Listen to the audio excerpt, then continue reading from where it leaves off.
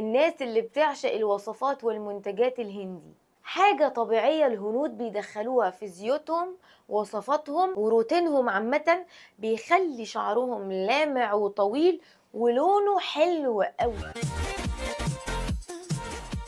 ورق الكاري، جربوا ده. انا عشان انا بستخدم علاجات كتير، قررت ان انا استخدم العلاج ده في ان انا اشطف بيه شعري قبل ما اغسله، وبصراحة ما ندمتش خالص. ورق الكاري بيمد الشعر بعنصر الكبريت، فيه احماض وفيه مواد طيارة وفيه كبريت وفيه عناصر مهمة جدا لطول الشعر وصحة الشعر. الهنود بيعزوا قوي ورق الكاري، واي وصفه هتلاقوا اي واحده هنديه منزلاها على النت هتبصوا تلاقيها بتتكلم لازم فيها كاري ليفز او ورق الكاري. وكمان طبخهم لازم يبقى فيه ورق الكاري ومعاه 60,000 نوع تاني من التوابل، بس يعني لازم ورق الكاري يبقى موجود. ورق الكاري تم اثبات علميا قد ايه هو مفيد ونافع للشعر والبشره. العلماء اكتشفوا بعد كده ان اوراق الكاري دي بتلعب دور كبير قوي في تنظيم إنتاج الكيراتين في خلايا الجلد. والشعر ده هو عبارة عن كيراتين سيلز أو خلايا كيراتينية فوق بعض. بالتالي سبحان الله أي حاجة الحضارات بتهتم بيها الطب فعلا بيرجع يعمل confirmation وتصديق على فايدتها الكبيرة. الهنود بيستخدموه، موجود في منتجاتهم، موجود في وصفاتهم.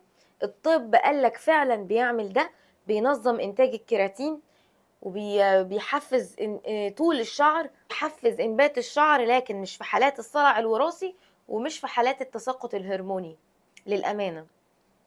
فبالتالي هو مفيد قوي كمقوي او تونر لبصيلات الشعر، ومحفز لوصول الدورة الدموية ليها، يعني مقوي للشعر ويساعد ان الشعر يطول، ومضاد أكسدة ويساعد على تنظيف فروة الراس.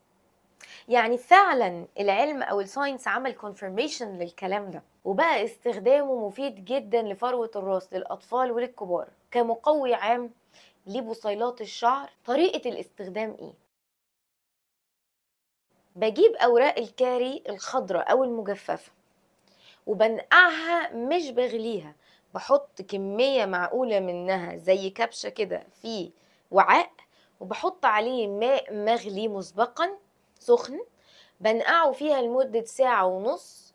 وبعد كده استخدم المستخلص ده، اما استخدمه كتونر لفروة الراس، او استخدم معاه حاجة تانية، او اعمل منه خليط مع النعناع البري والعصفر. واللي بيسأل ايه فايدة العصفر يشوف الفيديو بتاعه هنا في القناة، عملناه واتكلمنا عن فايدته للناس اللي شعرها بيتساقط واللي عندهم ثعلبة والصلع الوراثي. نستخدم الخليط ده مع بعض كل يوم مساء على فروة الراس علشان انبات الشعر وتقوية البصيلات. اللي اوريدي بيعتمد على علاج اخر سواء كان من الصيدلية او طبيعي، يقدر ان هو يستفاد من اوراق الكاري دي، ان هو يحضر المنقوع بتاعها ده ويستخدمه على فروة راسه كغسلة. يعني بعد ما احضر المنقوع خد واشطف شعري كله بالمستخلص العشبي ده واسيبه على فروة راسي 5 دقايق، بلاقي تساقط الشعر قل بنسبة كبيرة جدا اثناء الغسل، وهنا بنعرف فايدته.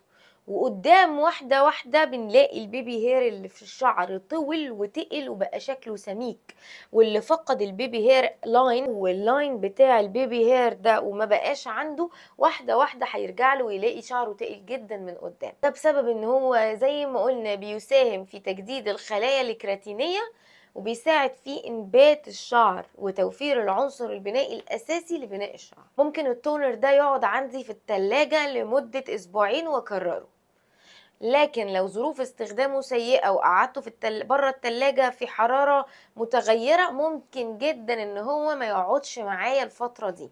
يفضل ان انا اجدد المنقوع ده كل اسبوع، لكن لو شلته في التلاجة وظروف تخزينه كانت كويسة هيقعد معايا اسبوعين في التلاجة. جربوا الطريقة دي واستفادوا جدا من اوراق الكاري، واستفادوا جدا من طب الاعشاب في الحضارات القديمة، لان هو مفيد جدا.